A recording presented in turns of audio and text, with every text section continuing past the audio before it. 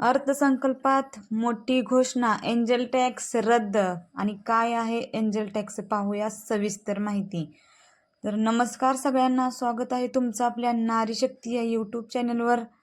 तर अर्थसंकल्पातील महत्त्वाची घोषणा आहे. निर्मला सीतारामन यांनी नुकतीच अर्थसंकल्पात खूपच महत्त्वाची आणि खूप मोठी घोषणा केली आहे. चला याची सविस्तर माहिती आपण या व्हिडिओच्या माध्यमातून पाहूया.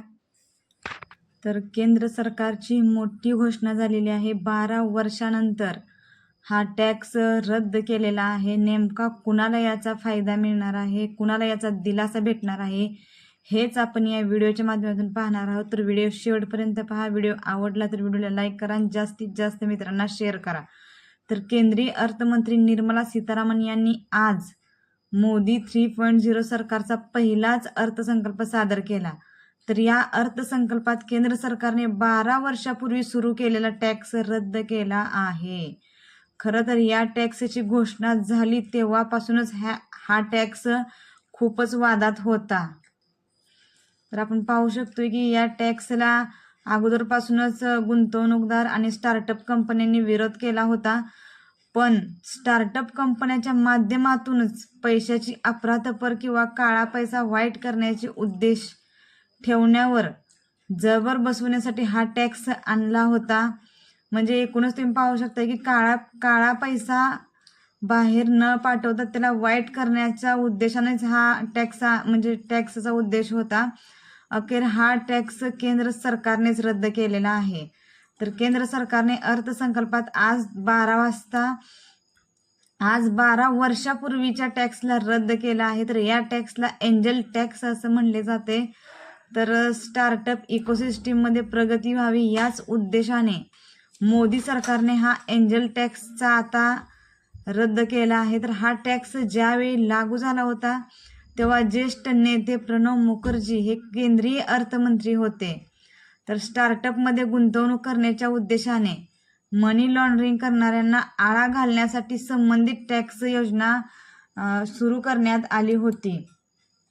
तर एंजल टॅक्स काय आहे आणि एंजल टॅक्सचं काम काय हे आपण या व्हिडिओच्या माध्यमातून पाहणार आहोत. तर एंजल टॅक्स काय आहे आपण पाहू शकताय. तर एंजल टॅक्स हे इन्कम टॅक्स कायद्याच्या कलम 56(2)(6)(b) मध्ये जोडला गेला आहे. जर कुणी स्टार्टअप एंजल गुंतवणुकीतून म्हणजेच गुंतवणूकदाराकडून फंड नफा मिळवतो व त्यावर टॅक्स लागतो, पण हा टॅक्स केवळ त्या फंडावर लागतो जो स्टार्टअपच्या फेअर मार्केटमध्ये व्हॅल्यूपेक्षा जास्त असतो. जेव्हा कोणतीही स्टार्टअप एखाद्या गुंतवणूकदाराकडून पैसे मिळवते तेव्हा गुंतवणुकीची रक्कम शेअर्सच्या फेअर मार्केटमध्ये व्हॅल्यूपेक्षा जास्त असते, तेव्हा स्टार्टअपला एंजल टॅक्स हा भरावा लागतो. हे असं त्यासाठी कारण शेअर्सच्या एक्स्ट्रा किमतीला उत्पन्न मानलं जातं आणि त्यावर टॅक्स लावला जातो. एंजल टॅक्स जे आहे ते इन्व्हेस्टेड असतात, जे आपल्या उत्पन्नातील काही रक्कम स्टार्टअप किंवा छोट्या उत्पन्नात इन्व्हेस्ट करतात. सोप्या भाषेत जर सांगायचं झालं तर जी कंपनी शेअर मार्केटमध्ये लिस्टेड नसते आणि गुंतवणूकदारांना शेअर देऊन फंड मिळवते, तेव्हा त्या फंडावर जो कर लागतो ना त्यालाच एंजल टॅक्स असं म्हणतात.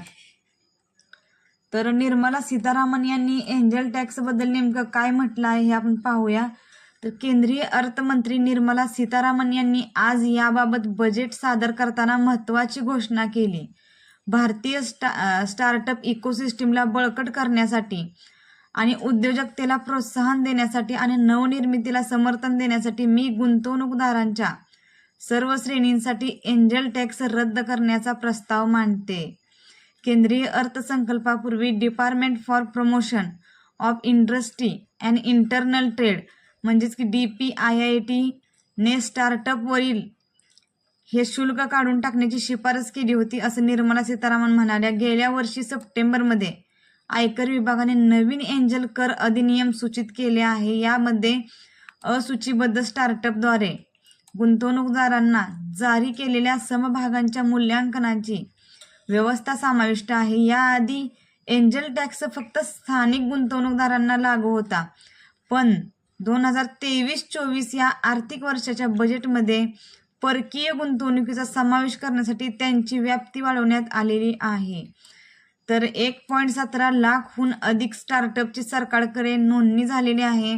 ते सरकार स्टार्टअप इंडिया उपक्रमाअंतर्गत प्रोत्साहनासाठी पात्रही. व्हिडिओ आवडला असेल तर व्हिडिओला लाईक करा, जास्तीत जास्त मित्रांना शेअर करा, जेणेकरून तुम्हाला आणि चॅनलला सबस्क्राईब करून घ्या, जेणेकरून तुम्हाला येणाऱ्या नवनवीन व्हिडिओचे अपडेट सर्वप्रथम भेटतील. धन्यवाद.